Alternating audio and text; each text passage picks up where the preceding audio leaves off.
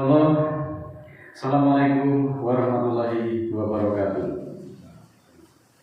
Alhamdulillah, alhamdulillahilladzi khalaqa samawati wal arda wa ja'ala dhulumati ila nur. Summa ladina kafaru bi rabbihim yadilun waladzi khalaqakum min tin summa qad ajalan wa ajalun musamma indahu summa antum tamtarun.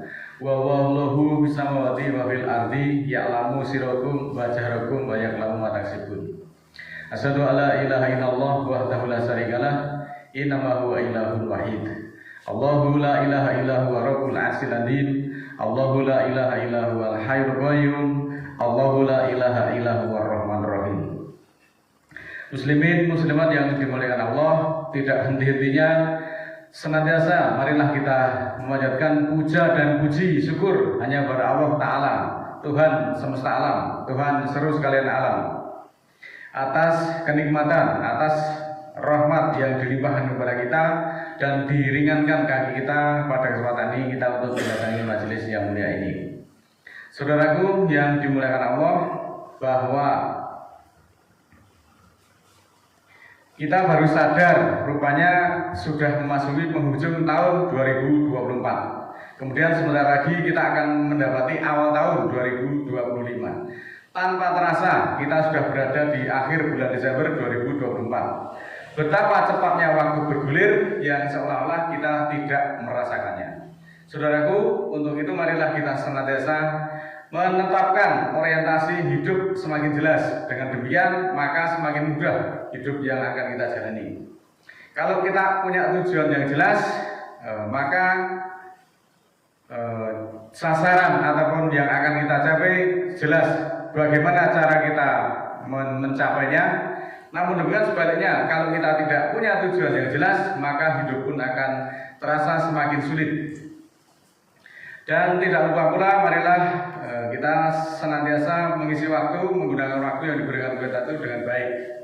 Kita jangan sampai terjebak oleh rutinitas sehingga membuat kita lalai beribadah kepada Allah Ta'ala, dan kita juga lupa menabur kebaikan yang nanti akan kita bawa di akhirat kelak. Karena apa? Sejauh apapun kalian mengejar dunia, maka finishnya itu adalah kematian. Oleh karena itu, saudaraku, mari kita perhatikan firman Allah yang ada di dalam surat ke-7 ayat 146 selengkapnya sebagai berikut. A'udzubillahi minasyaitonirrajim. Bismillahirrahmanirrahim. Sa'asrifu an ayatil ladzina yatakabbaruna fil ardi bighairil haqq wa in yarum kulla ayatin la yu'minu biha wa in yaru sabila rusdi la yatahidu sabila wa in yaru sabila ghayyi yatahidu sabila dalika bi'annahum kadzdzabuu bi ayatina wa kanu anha ghafilin. Yang terjemahnya selengkapnya sebagai berikut. Akan aku palingkan dari ayat-ayatku orang-orang yang menyombong di bumi tanpa hak, tanpa alasan yang benar. Yaitu jika mereka melihat setiap ayat, mereka tidak beriman dengannya, dengan ayat-ayat tersebut. Dan jika mereka melihat garis hukum kesadaran, mereka tidak mengadakannya sebagai garis hukum. Dan jika mereka melihat garis hukum yang keliru, maka mereka mengadakannya sebagai garis hukum. Yang demikian itu karena mereka mendustakan ayat-ayat kami dan mereka lalai daripadanya. Saudaraku, bahwa ayat ini menjelaskan bahwa Allah akan memalingkan kolbu atau hati dari orang-orang yang takabur, orang-orang yang menyombongkan diri, tidak memahami bukti-bukti dan dalil-dalil yang dibawa oleh para rasul, terutama hal-hal yang berhubungan dengan kekuasaan dan kebesaran Allah, dan memalingkan pula hati mereka untuk melaksanakan agama Allah dan mengikuti petunjuk kepada jalan yang benar. Takabur menurut bahasa berarti menganggap dirinya besar, menganggap dirinya paling benar, merasa agung, tidak pernah salah dan sebagainya. Yang dimaksud dari ayat ini ialah menolak kebenaran dan meremehkan orang lain. Nah, perangai dan sifat seorang yang takabur ini memandang enteng orang lain. Kemudian dalam berdakwah pun mereka merasa seolah-olah dirinya lah yang paling benar. Karena itu di dalam tindak tanduknya ia mudah melakukan perbuatan-perbuatan yang melampaui batas, berbuat yang sewenang-wenang, dan suka berbuat kerusakan di dalam hal dakwahnya. Dalam hal ini adalah mereka merusak akidah. Sebagaimana kita juga tahu ada beberapa tokoh agama, pemuka agama yang begitu mudahnya untuk mereka merendahkan orang lain, menghina orang lain seperti yang baru-baru ini terjadi dan viral di media sosial. Saudaraku, Allah justru memalingkan orang-orang yang berperangai seperti itu. Ketika dibacakan Al-Quran sebagai petunjuk, mereka kemudian menyanggah, membantah, menggonggong, menyala-nyala. Tetapi ketika dibacakan dongeng, cerita dari wali-wali, dari sunan, kemudian kesaktian, karomah, mereka justru menyimaknya dengan khusyuk. Kemudian itu dilanjutkan biasanya dengan nyanyi-nyanyi dan tertawa terbahak-bahak yang tanpa kendali.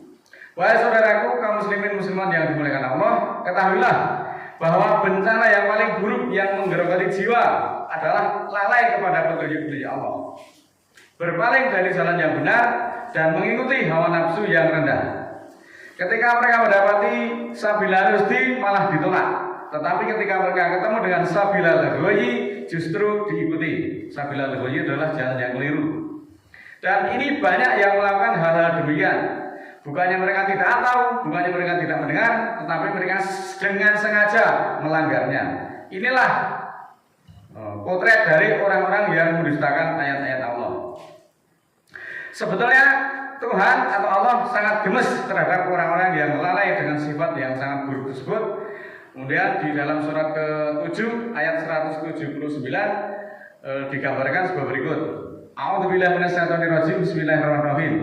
Walaqad dara'na li jahannama katsiran minal jinni wal insi lahum qulubun la yafqahuna biha wa lahum a'yunun la yubsiruna biha wa lahum adanun la yasma'una biha ulaika kal an'ami bal hum adallum ulaika humul ghafilun.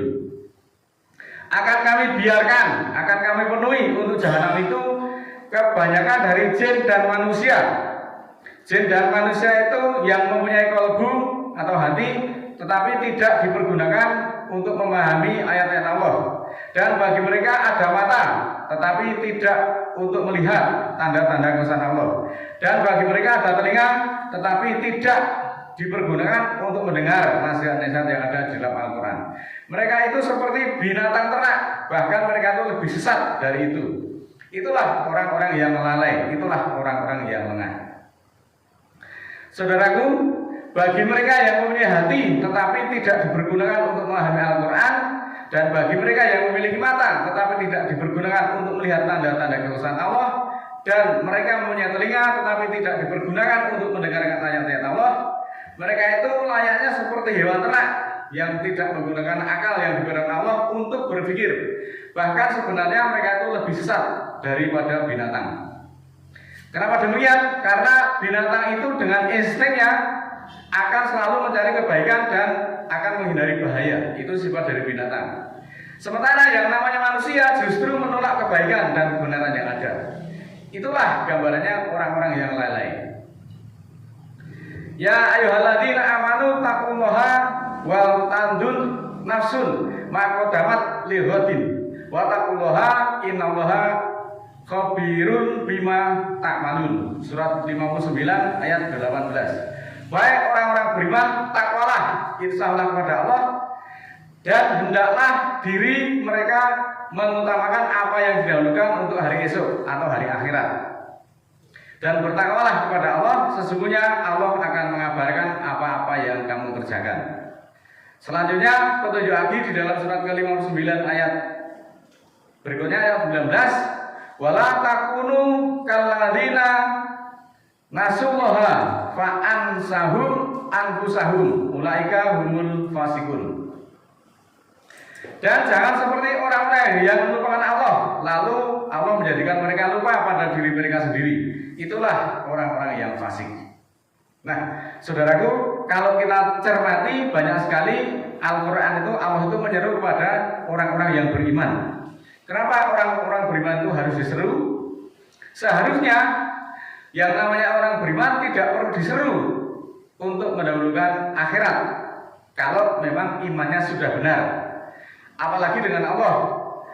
Sedangkan dengan dirinya sendiri mereka itu lupa. Itulah gambaran orang-orang yang mendustakan Allah.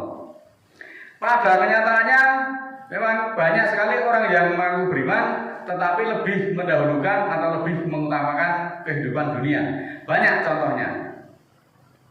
Kalau kita semuanya itu beriman dengan benar, pastilah tempat ini tidaklah akan muat. Karena hari ini adalah hari berkumpul. Mestinya orang-orang yang imannya benar, mereka mendatangi majelis ini untuk berkumpul, mendengarkan cacian atau celaan dari Allah kepada orang-orang yang mengutamakan dunia. Tetapi faktanya seperti apa? Kita bisa saksikan sendiri bahwa orang yang menyatakan beriman pun masih banyak yang imannya belum benar. Inilah fakta yang harus kita akui. Dari beberapa ayat tersebut kita sebenarnya dapat memperoleh pelajaran beberapa hal. Yang pertama bahwa hakikat dunia adalah negeri yang sementara, bukanlah negeri yang keabadi, bukanlah negeri yang kekal, bukanlah negeri yang abadi. Jika kita memanfaatkan dunia dan menyibukkan dengan ketaatan kepada Allah, maka kita akan memetik hasilnya di akhirat kelak. Adapun jika kita menyibukkan dengan syahwat, maka kita akan merugi baik di dunia maupun di akhirat. Karena dalam surat ke-29 ayat 4, dan tidaklah kehidupan dunia ini melainkan olok-olok dan permainan. Sesungguhnya kampung akhirat adalah kehidupan yang sebenarnya, kalau mereka mengetahui. Orang yang berpaling dan menyombongkan dari ayat-ayat Allah, justru mereka akan dipalingkan dari ayat. Meskipun mereka merasa masih beriman, tapi sebenarnya mereka sudah dibelokkan, sudah dipalingkan. Ciri-cirinya seperti apa? Kalau mereka melihat garis hukum kesadaran, justru dilepeh, nggak mau dia, menyanggah, membantah. Tetapi kalau melihat rupiah, justru diburu, karena memang itulah tujuannya. Kenapa demikian? Karena memang orang yang tidak mau ngaji, tidak mau jumatan itu alasannya juga mencari uang, mencari pekerjaan, uang dan sebagainya. Secara sengaja mereka mendustakan ayat-ayat Allah, melanggar dengan sengaja itu sebetulnya adalah fasik. Nah, kalau orang itu sudah dianggap fasik oleh Allah, lalu siapa yang sanggup membukanya selain Allah dan diri mereka sendiri? Tentu dalam hal ini sebenarnya Allah itu sangat murka, sampai kemudian disumpahi dan melabeli mereka seperti halnya binatang yang bertubuh manusia. Ini kan sebenarnya kalau dirasakan lebih nangis ini daripada ucapannya Gus Miftah beberapa waktu lalu. Manusia, tubuhnya manusia, tapi mereka sebenarnya perilakunya itu sudah seperti binatang. Ya, kita juga harus ada pernyataan-pernyataan dari orang seperti itu juga harus memperhatikan. Dan janjian berikutnya adalah mereka itu untuk ngebai neraka jahanam semuanya. Nah, apakah kita masih akan beleng terhadap ancaman-ancaman Allah seperti itu? Nah, ini menjadi pemikiran untuk kita betapa manusia itu sangat dolim kepada ayat-ayat Allah. Mereka tetap beleng, tidak mau tunduk, tidak mau menyambungkan diri. Apapun alasanmu tentang pengabdian kepada Allah, maka cukuplah Allah yang akan membuktikan nanti kualitas imanmu itu. Meskipun kita mengklaim kita sebagai orang beriman, kita orang yang ngaji Al-Quran, tapi nyatanya ketika diseru aja mereka tidak mau mendatangi, Allah nanti akan membuktikan bahwa iman itu seperti itu. Orang beriman diseru untuk mendahulukan akhirat, bukan mengejar rupiah. Perbuatanmu itu tidak akan mencelakai Allah, tetapi perbuatanmu niscaya akan mencelakai dirimu sendiri akibat perbuatanmu itu. Ingatlah, kalau kalian melupakan Allah, maka pastilah Allah pun akan melupakan dirimu, dan Allah tidak akan menolongmu di zamanul akhir nanti. Oleh karena itu, mari segera kembali penuhi panggilan Allah. Bukan masalah kemampuan fisik dan ekonomi kalau kita menyeru panggilan Allah, tetapi kemampuan bagaimana kalian mengolah kesadaran, karena yang memanggilnya adalah Allah. Allah adalah yang menciptakan kita semuanya. Betapa dendamnya kita kalau kita dipanggil kepada Allah, kita juga tidak menggubrisnya. Maka layak kalau Allah itu mengatakan sepertinya kamu itu layaknya seperti binatang ternak yang tidak menggunakan akalnya. Mari kita jauhi perilaku yang demikian agar Allah tidak murka kepada kita. A'udzubillahi minasyaitonirrajim. Bismillahirrahmanirrahim. Allahumma ighfirli walil mu'minina wal mu'minat al ahya'i minhum wal amwat innaka samiun qaribun mujibud da'wat innaka ala kulli syai'in qadir. Rabbana la tu'akhidna in nasina aw akhtana. Rabbana wa la tahmil 'alaina isran kama hamaltahu 'alal ladzina min qablina. Rabbana wa la tuhamilna ma la taqata lana bi wa'fu 'anna waghfir lana warhamna anta maulana fansurna 'alal qaumil kafirin. Ya Allah, ya Tuhan kami, Jangan terima kami jika kami lupa atau kami salah. Tuhan kami, jangan bebankan atas kami tugas sebagaimana Engkau telah membebankan atas orang-orang sebelum kami.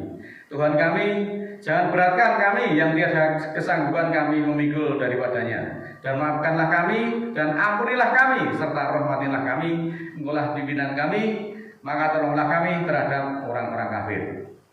Rabbana ighfir lana dzunubana wa kaffir 'anna sayyi'atina wa tawaffana ma'al abrar.